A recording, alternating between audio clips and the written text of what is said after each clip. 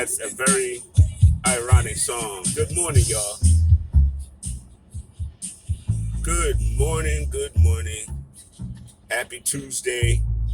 Hope you guys enjoyed your Memorial Day weekend. Uh, it was cold most of mine, excuse me, but I got to barbecue yesterday, and I'll probably throw those videos up later on. Uh, I did not do a Knicks minute yesterday. I honestly felt like I had to have a day to really think about things before I start talking because a lot could be said and a lot could be frustrated and vented out and all of that. And at the end of the day, yes, we are disappointed. Yes, we are. And yes, the Knicks dug themselves into a hole that I honestly feel like they didn't need to be digging themselves into. Now, again, if we had won game one, the rest of this wouldn't feel the way that it feels right now. But the sad truth is we did not win game one. I'm going to drop a couple of sad truths this morning. And y'all could agree or disagree. That's fine. I'm just looking at the ingredients and the result. And that's all I'm going to say. I'm looking at the ingredients and the result. The ingredient of Alfred Payton, we lost one game by a bucket, and we won the other game by 9. No Alfred Payton at all, and Derrick Rose starting, we got blown out twice. That's it. That's the truth. All that screaming about Elf, I don't know what Elf does. I really don't. I don't know what Elf does. But whatever he does, it's a more calming effect. See, here's the thing. Inserting Derrick Rose into the starting lineup, that's great. Because we've actually scored points in the first quarter with the starters. Here's the problem. The bench is confused. Alec Burks is not a point guard. I keep telling you all that. I keep seeing Tips throw him out there, and I'm like, dude, you are literally limiting the firepower because now you've got Burks worrying about running the offense as opposed to just going to his corners, picking his spot, and shooting. That's part of why Burks hasn't been as electric as he was in the offseason. I mean, in the regular season.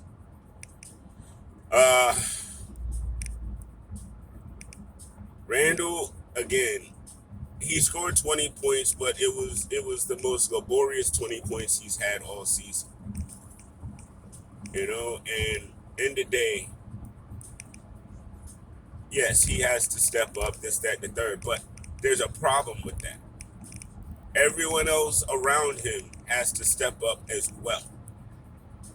I mean, I'm not going to say RJ vanished, but RJ has struggled. You got to get, I mean, his offense is there, but I also feel like Tibbs forgets about him sometimes. Even when he's out there on the court, there's no plays run for him, you know, and it's like when we start losing and getting in bailout mode, RJ will get the ball and go straight to the basket every time. Every single time. He still has to work on that because he will not pass the ball. He gets ahead of steam and goes straight to the basket. Bullock has just been wild off. And I honestly feel like Trey and them are getting in his head. You know what I mean? He just doesn't look as composed as I vibed from him all season. And again, these are the guys that Randall is relying on when he gets doubled and triple teamed to kick out for them to hit the shot. You know what I mean? And free all that up. And with them not hitting their shots, there's no reason to leave off the double or triple team. You know, our offensive woes are literally strangling us because the defense has been there. Now, granted, man, that last game, Atlanta was literally just hitting everything. I mean, everything. They were greatly contested shots, and they were still falling. Like, oh my God, are you serious? That was extremely difficult to watch. That just was. You know what I mean? And honestly, being down 3-1, I haven't seen anything that tells me this is going to change, unfortunately for us. I mean, if we win the next game, cool, cool. But we need to win that game in order to get to the next game, etc., etc. Y'all know how this goes. So, now keep in mind, guys, though I might be frustrated during this playoff run, I am not disappointed. I am not sad. I am not angry about the Knicks or any of that at all.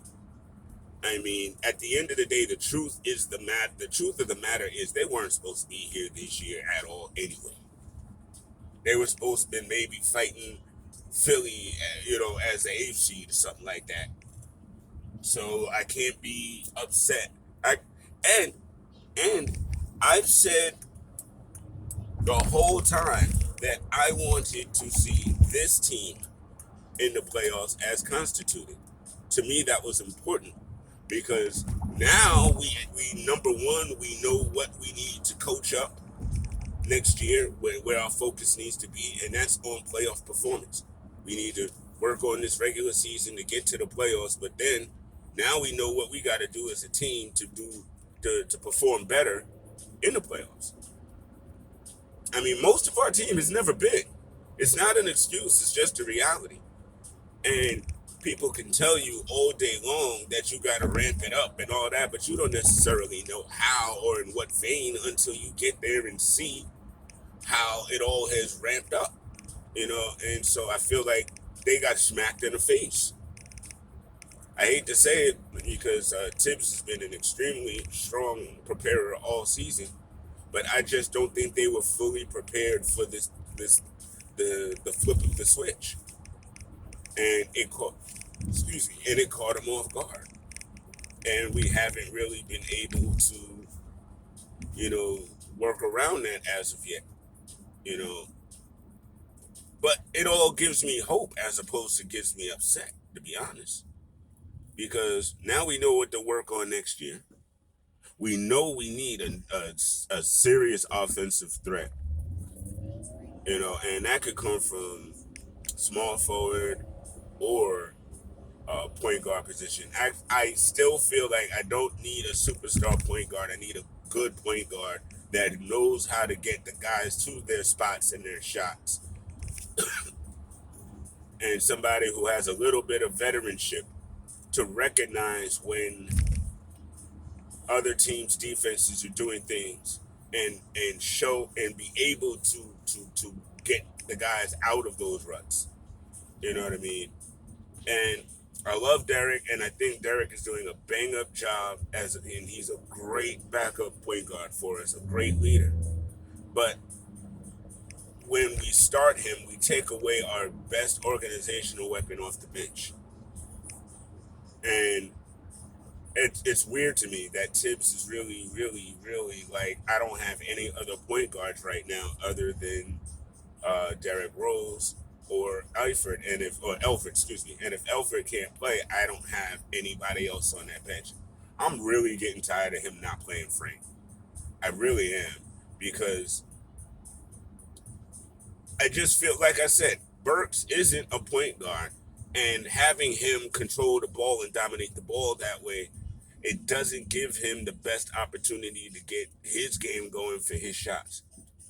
And honestly, everybody has had the ball in their hands too long, to include Derrick Rose. Sometimes he just dribbles way too much, and it stagnates the passing. We discovered a lot of deficiencies in our game during these playoffs, and to be honest, to me, that's nothing but great. Because now we know exactly what needs to be fixed, And we are going to be so much better off for it next season. It was never supposed to be about this season anyway. This season was supposed to be the next level of the rebuild, and actually it has. It has been. It's been marvelous in that vein. Uh, Now we know what we need to do. RJ and them know what they need to do in the off season. Randall knows what he needs to work on now in this off season to further our dreams for next year. Now, if somehow, some way we miraculously win these next 3 games in a row, I mean, if you really want to look at it, if we can get it to the next 3 games, 2 of them are still at home. So if we can survive game 5, if we can survive game 5, maybe it teaches us how to beat this team. And then if we could steal one in Atlanta, we may have a chance. Remember, I've always said this series is going 6 or 7. I always felt like that from the opening tip. And it's just kind of playing out that way, just real ugly how we are seeing it right now, and it's fair. You know, that's the other reason. Listen, I didn't come on Twitter at all Sunday night. Not at all. Didn't really go on Monday at all. Because I understand that people are going to feel their ways, they're going to be upset, they're going to be mad, they're going to vent. And again, I am not NBA Twitter police, so I'm not here to yell at folk for venting. You know what I mean? That's fine. I get it. I totally get it. And so that's why I was like, you know what? I'm not even going to worry about it. I'll slide on later when it calms down. uh, but I'm here with you. You know, we in this together. Either way, it's been probably one of the best seasons I've seen in a long time. And Randall is not overrated at all. Just out of his element right now. And that's going to change. I still say he's the Batman. He's not, oh, it proves that Randall can't. I'm not doing any of that. Any of it. Because it's futile. Remember what we did last year when we said Randall ain't anything, da-da-da-da-da. He had an off season. Changed everything. So he's going to have another one. And Randall is the look myself in the mirror type of dude. So it's not like he's going to just fade off this. You know what I mean? If anything, I think Randall is going to be even more pissed off this offseason and go even harder to get better. I just need the rest of the team to kind of go with him. Oh, man. Yeah. It's tough times, but we'll get through it because we're better for it. And, dude, greatness is on the horizon. You know? It is. All right, Shaman Coach, I'll holler at y'all later.